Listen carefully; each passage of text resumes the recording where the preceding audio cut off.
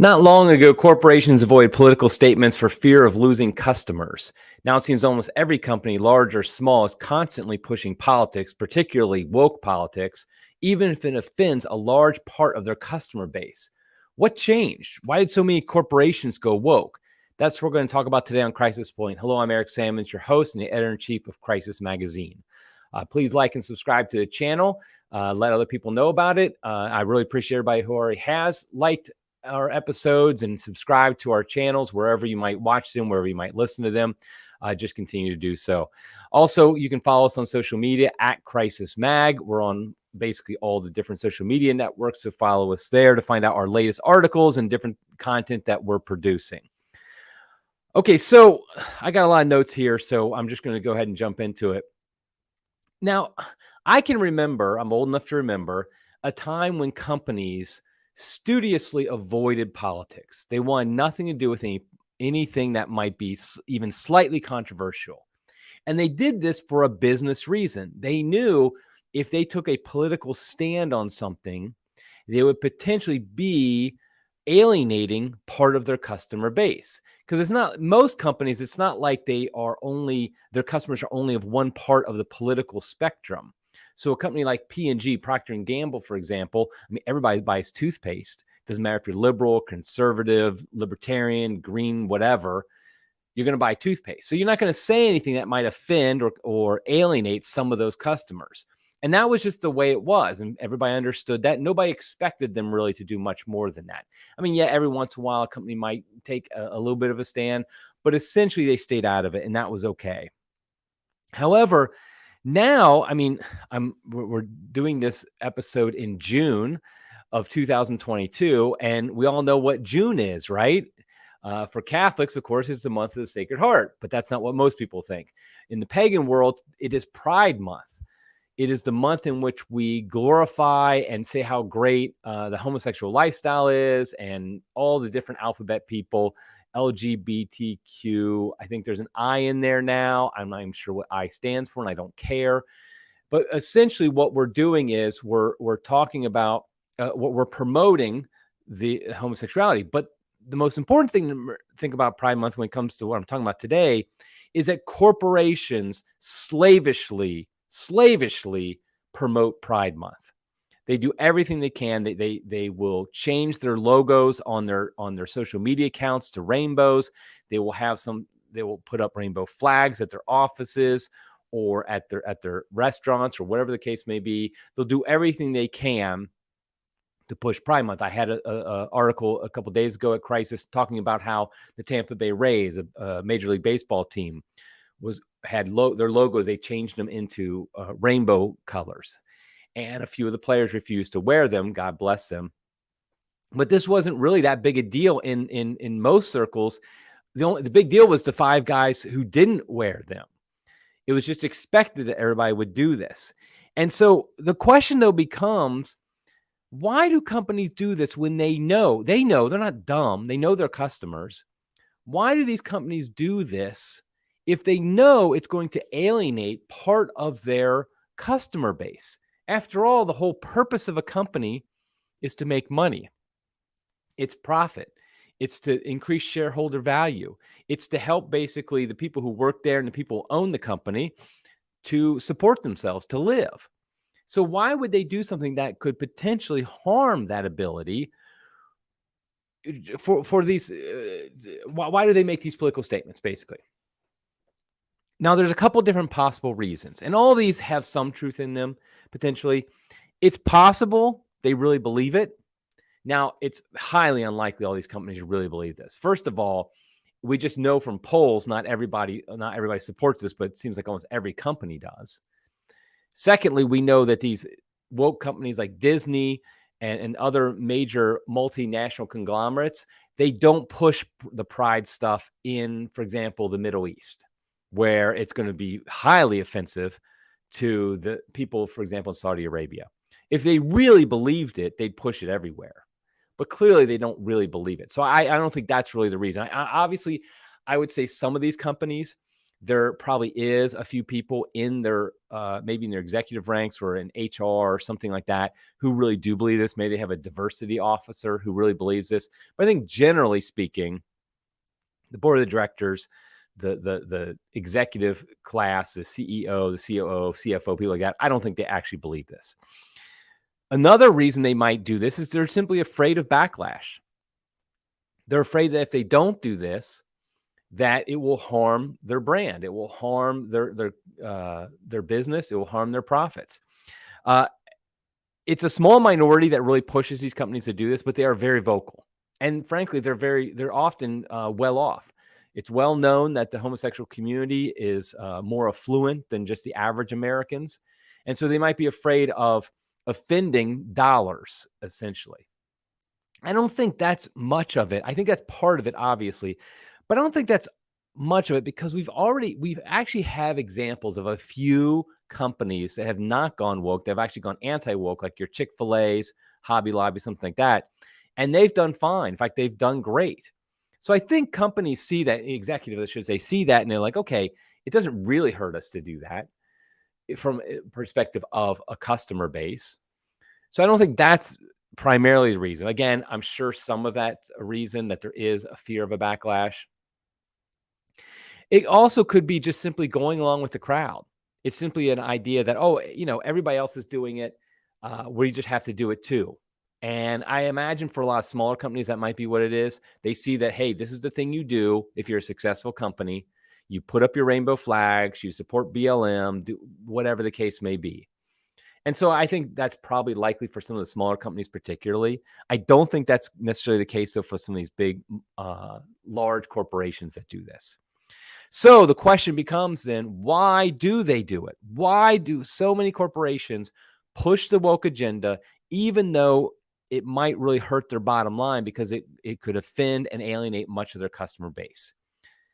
The answer is 3 letters: ESG. Now, some of you might know what ESG is, some of you might not. So let me explain what it is. ESG is, I'm going to read a definition I found online that I thought was pretty good. ESG stands for environmental, social, and governance. First of all, just an aside, the fact that the 3 words aren't like, they're not comparable, they're different types of speech, just drives me crazy. Environmental, social, okay, and governance. Why don't you just make it governmental? But anyway, environmental, social, and governance.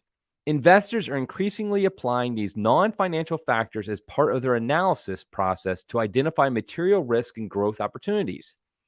ESG metrics are not commonly part of mandatory financial reporting, though companies are increasingly making disclosures in their annual report or in standalone sustainability report. Numerous institutions such as the Sustainability Accounting Standards Board, the Global Reporting Initiative, and the Task Force on Climate-Related Financial Disclosures are working to form standards and define materially to facilitate incorporation of these factors into the investment process. Okay, I know that was a lot of like business speak and kind of corporate speak. But what we need to note here is ESG stands for environmental, social, and governance. So essentially what that means is a company is ranked on those 3 categories.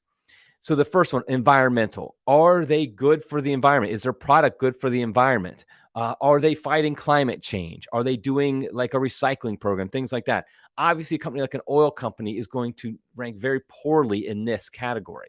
But even a company that doesn't have anything directly related, like are they doing things like, I don't know, not polluting? Are they doing things like they're recycling in-house? Are they using recyclable products, materials in their own products? Things like that will rank their environmental score. The second one is a social score. So are they good on social justice issues? Defined however these different different organizations rank them. So, for example, fighting racism, fighting for social justice for LGBTQ, TF, YZ, whatever people, things of that nature. And then obviously in that case, conservative companies are going to be bad, most likely in that ranking. And then finally, governance. Are they well run? Do they have corruption in running it and things like that? So then what happens is one of these organizations, like I already mentioned, like the Sustainability Accounting Standards Board or the Global Reporting Initiative, they then give companies an ESG score based upon how well they rank in those 3 different categories. And so then that score is used to determine what are the best ESG companies. And then what happens is large investing companies such as Goldman Sachs, Vanguard, Fidelity, companies like that, they use those scores to determine their investments. So they might have an ESG index fund, for example, that will only invest in companies with high ESG scores. And if a company goes down in their ESG score, they might get removed from the index, an ESG fund. And so essentially what happens is that these investing companies look at, okay, what are the best ESG companies, and we're going to invest in them. As of December 2021, assets under management at global exchange trade sustainability funds that publicly set ESG investment objectives amount to more than 2.7 trillion with a T dollars. So you see lots of money is being invested in ESG companies that have high ESG scores. Now, honestly, they've done analysis of this. These funds don't do that well because and it kind of makes sense in that you're not investing in them necessarily because they have the best return, the best profit, but because they're socially conscious, because they're good for the environment. And they're well run, that probably would help them if they don't have a lot of corruption going on. Really, this is just a new take on the whole idea of socially conscious investing. I remember when I first got out into the work world after college, I got an IRA with my company, a 401k, I should say. And then I ended up putting it in my own IRA when I left the company. And at that point, I didn't want to, and I still didn't want to invest in any companies that I thought were doing bad things. In fact, I first invested in a mutual fund before I even thought this through. And I found out later, maybe a year or two later, that the fund, one of the companies invested in was Playboy. So I wrote to them, asked them to drop it. They didn't. So I ended up dropping the mutual fund. And so the idea, but there were Catholic mutual funds programs that were socially conscious, like they would only invest in companies they thought were aligned with Catholic values. I don't know if they still exist. I just remember this from the 1990s. There's so few companies anymore that probably align with Catholicism. I think it'd be a hard sell to do that. So the idea of a socially conscious investment is not a bad idea. Now, and so that itself is actually a good thing. I mean, as Catholics, we should be socially investing as well. For example, we shouldn't invest in Planned Parenthood. I don't think it's a public company. We shouldn't invest in some company that is doing evil things, though, obviously. So what's happened though with ESG is because these major funds are investing in ESG companies now want to have high ESG scores. And that's something I don't think normal people understand, because they haven't really thought about it. They don't really care, is that a company, especially a large corporation, a publicly traded company, it's very important to them, probably more important than most things, to have a stock price that is going up, that is good. Why is that? It's because it's profitable, obviously, for the stock owners, the shareholders. And remember, the shareholders are the owners of the company. That's who the board of directors and the executives report to, is the shareholders ultimately.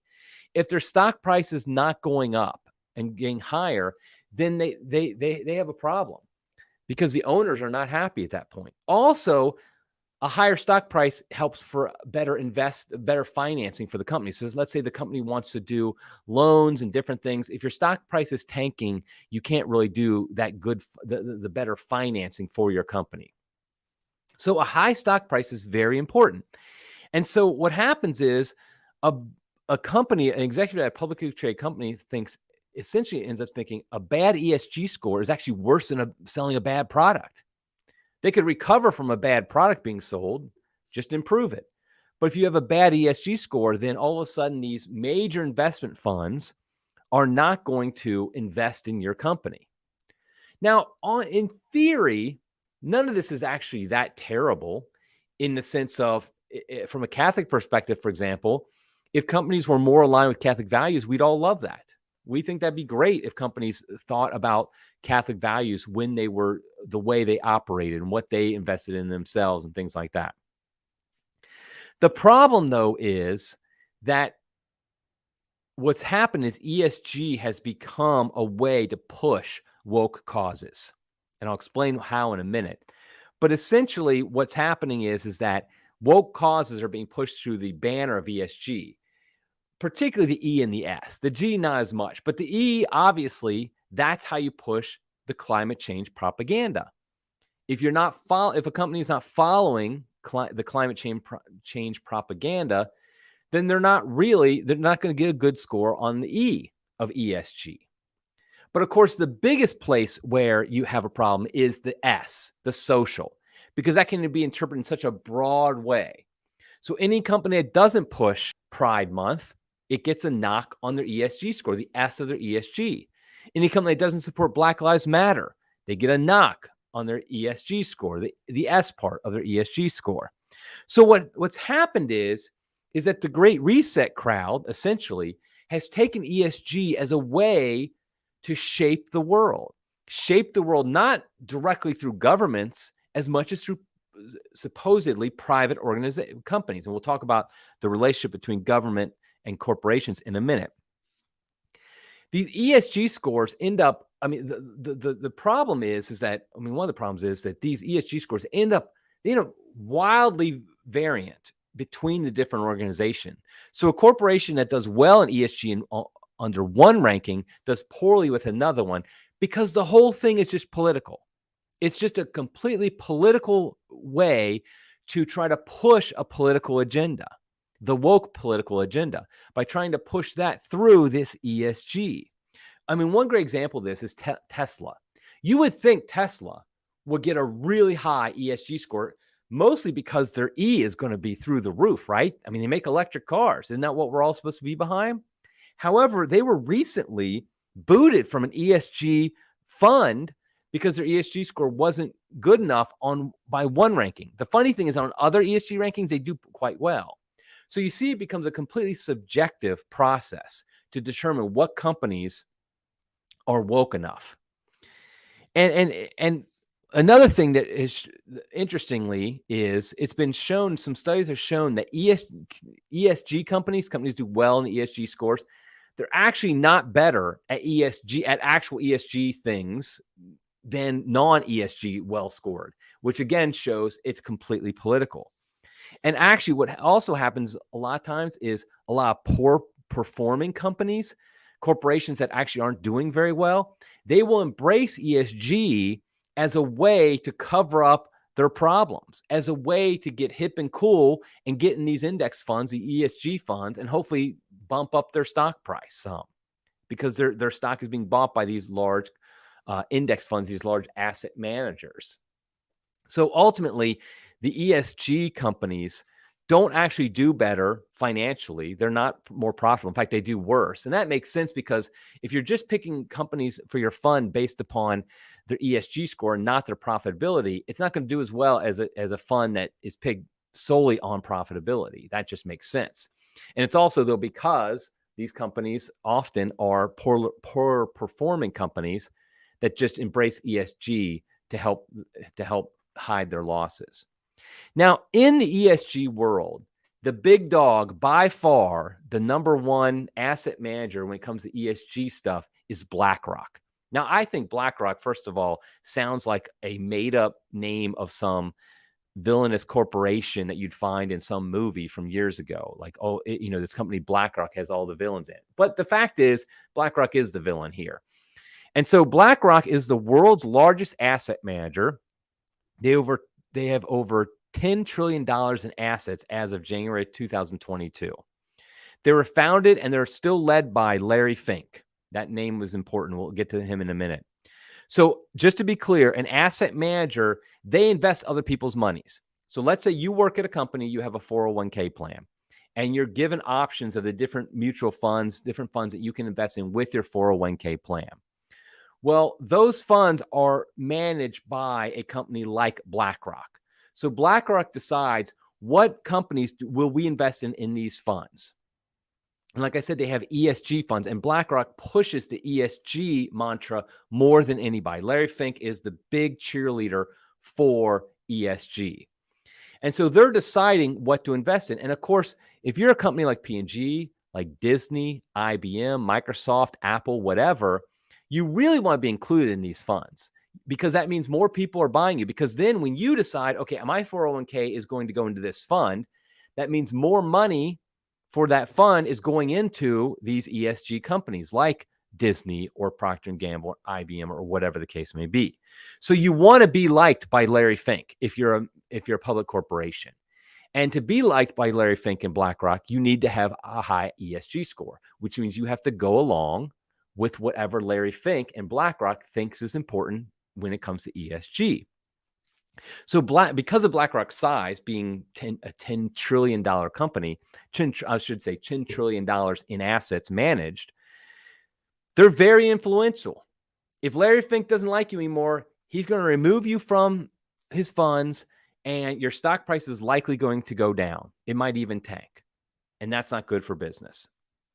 If he picks you and adds you to his funds, your stock price is likely going to go up, and that's good for business. So in many ways, Larry Fink and BlackRock is more important to public companies than their actual customers. And so the examples of this, so like I said, they set the tone for this. And so this is why a company like Disney would be against the so-called Don't Say Gay bill in Florida. This is why they would go against it, even though they know they're supposed to be a family-friendly company. They're supposed to have a family-friendly image, and they're opposed to keeping groomers out of kindergarten classes. Disney is publicly supporting sending groomers into kindergarten classes, even though they're trying to project a family-friendly image. That's just insane. And you can't tell me, in fact, you can't tell me that all the Disney executives think that's a great idea to send these groomers into kindergarten classes. Yet they oppose a bill like the so-called Don't Say Gay bill, which of course we know that's not anything to do with it, because they know it will ding their social score in their ESG ranking. Likewise, Gillette, a couple of years ago, I think it was, Gillette went against toxic masculinity. Gillette, which obviously a big part of their customer base is going to be men who shave, and they're attacking men. Why would they do something like this? Because it helps their ESG score. It's why they also don't bother doing them in politically, when it's politically correct in other countries, like, for example, Middle Eastern companies, because it's not like they actually care about the woke agenda. They just need to follow along with the program in order for Larry Fink and BlackRock to approve of them. That's why they're doing this. So some people might say, one reaction could be, doesn't this show the problem with capitalism? Isn't capitalism ultimately the problem here? Because what capitalism is doing is it's these private companies setting the social agenda. Somebody like Larry Fink and BlackRock, a private company, is setting an agenda. These public corporations are going along with it, and this is how we're being controlled. This is how our culture is being shaped by these so-called private organizations. So therefore, isn't the problem really capitalism? And I would say no, it's not, for a couple reasons. First, in today's world, every company has to keep in very good graces with the government because of regulation. The most regulated place on earth today is Wall Street. To act like Wall Street is the paradigm or the epitome of the free market shows a fundamental misunderstanding of how today's financial world works. The fact is that every company has to keep in step with the government in so many ways because of regulations, because they can get shut down so easily. That's not a free market. If the government can easily shut down a company, that ain't the free market. Likewise, these companies, they have to keep in lockstep with the government because they know eventually they might have to get bailed out. I'm talking especially about these larger companies. They know that when the economy goes bad, when there's a recession like 2008, they need to be in good graces with the government so they get their bailouts. And in fact, they manage their companies based with the expectation that there will be a bailout if things go wrong. That's not the free market. That's crony capitalism, a connection between government and corporations. And then we see this with the woke agenda because we see when we look at the deep relationship between Larry Fink, BlackRock, and the government, particularly the Democratic Party. Larry Fink is a lifelong supporter of the Democratic Party. That shouldn't be a big surprise. There are right now, for example, 3 former executives of BlackRock who are serving the Biden administration and high posts in the Biden administration. Former BlackRock investment executive Brian Deese, he leads Biden's National Economic Council. Wally Adeyemo, I apologize for mispronouncing that name if I did, a former chief of staff to BlackRock chief executive and longtime Democrat Larry Fink. He serves as a top official in the Treasury Department. Michael Pyle, BlackRock's former global chief investment strategist, who worked in the Obama administration before he joined BlackRock, is now back and is in the government as the chief economic advisor to Vice President Kamala Harris. And so we see that former BlackRock executives are very high up in the Biden administration, but also it's true that BlackRock hires a lot of people out of the government. So there's this incestuous relationship between the Biden administration and BlackRock, between the government and between this supposedly private organization. And in fact, in March 2020, at the beginning of the COVID madness, the Federal Reserve picked BlackRock to handle an emergency asset purchasing program. And it was a no-bid project. It wasn't like the government said, okay, what company can best handle this for us? No, they just said, BlackRock, it's yours. You do it. They also did something very similar during the 2008 crisis that BlackRock was picked by the Federal Reserve. And so we see that to act like BlackRock is this private organization that has nothing to do with government is ridiculous. It clearly is very much tied into the government. It has an incestuous relationship. There has been for a very long time between Washington and Wall Street. And we see it very much in the case here. And Larry Fink is a huge proponent of doing something about climate change. He's a big climate change radical.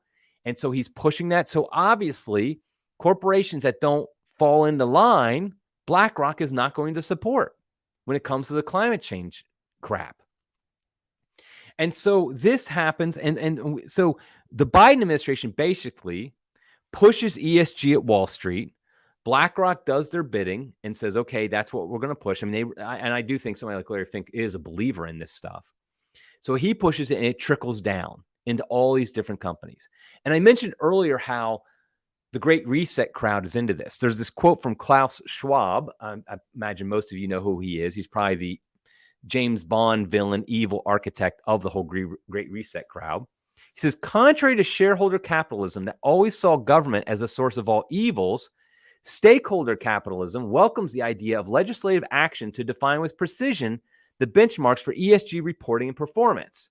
So there's Klaus Schwab just basically stating outwardly, we want the government to tell us how to rank ESG. What are the appropriate priorities when it comes to ESG, it comes to the social programs, the climate change programs that we're doing. We want them to do that. And there's this idea of this, he mentioned shareholder capitalism versus stakeholder capitalism. And basically what's saying is companies shouldn't be directed towards making a profit anymore. Instead, they need to be directed towards changing the world and being socially conscious and all that. Again, that's not capitalism. That's not free market. That's the exact opposite of it.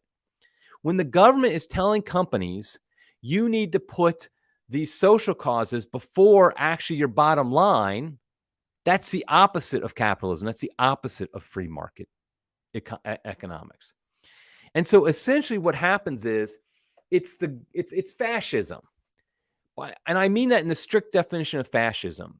The strict definition of fascism is where the state basically controls all the entities of society. So we're getting to the point where there's very few true private companies in the sense that the state does not control them. Even the smallest mom and pop shop has certain control by the state because they have all these regulations and laws they have to follow. Now, most of us would probably say some of these laws are not bad. Obviously, a law against defrauding somebody is a good thing. But we all know that these laws and regulations go so much beyond that. I mean, just the example of the woman who wants to be a hairdresser has to get licensed to do it before she can do it. I mean, that's an example of the government controlling a private industry. And she has to continue to get relicensed and things like that. And so fascism, though, is the state controlling all the different institutions of a country to push what their agenda. And that's exactly what's happening through ESG.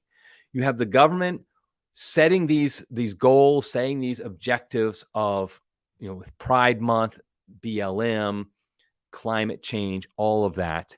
And then BlackRock, they get their marching orders, and they then push the companies that they're investing in to do that. So you see how it trickles down. So the government sets the agenda, or people like Larry Fink, Klaus Schwab, they set the agenda. They then push it down to these large public corporations that are beholden to them in so many ways. Those public corporations do it, and then smaller companies feel like, okay, we need to do it as well.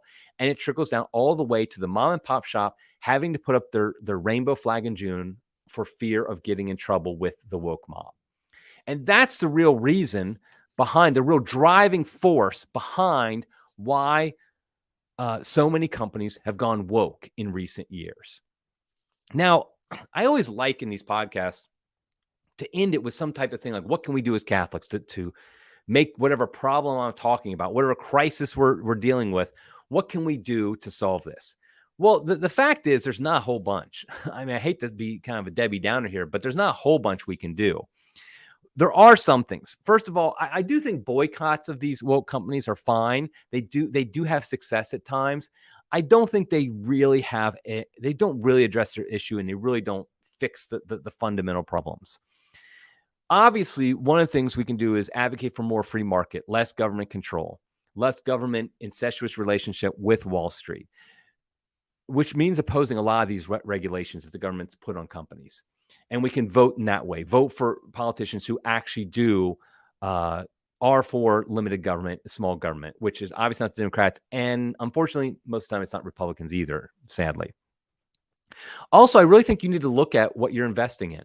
You probably don't even think about your 401k plan, but you need to look, is it an ESG plan? Is it through BlackRock? Is it investing in these companies that are doing this? And I think we have to put our money where our mouth is and really say, we're not going to invest in these. Pull out of these 401k plans, pull out of these IRA accounts if they're investing in these type of things. That's, of course, money talks. And so I think that could have an impact if enough people did it. Likely it's going to be like boycotting a company, not buying their products. It's not going to have a huge impact, but at least you're not tied into it. At least you're free from it. I mean, by not buying from a woke company and not investing in a woke company, at least you can have a clear conscience that you're not doing that. Now, it's impossible to be completely free from it. We can't survive in today's world without buying from some woke companies, but we can do our best. So I think that's really, it's a systemic problem that I don't think we solve overnight, but I think the purpose of this podcast was simply make people aware of it so you understand why it is that these companies seem to be undercutting their own bottom line. They're actually not doing that because they're putting their shareholders, they're putting being on the index fund, their share price, their stock price above actually the products they sell to their companies, to their customers and to their customers' values. Okay, I think I'm going to wrap it up there. Hopefully I explained that well. Hopefully I explained that in a way that people can understand. I know it's a lot. I mean, it's a lot of stuff that people don't really follow a lot, but I thought this would be a good way to introduce it to people so they knew, why is it that every company is insane in June? And why did they all embrace Black Lives Matter and things like that? Well, I think one of the main reasons is ESG. Okay, well, that's it for now. Until next time, everybody, God love you.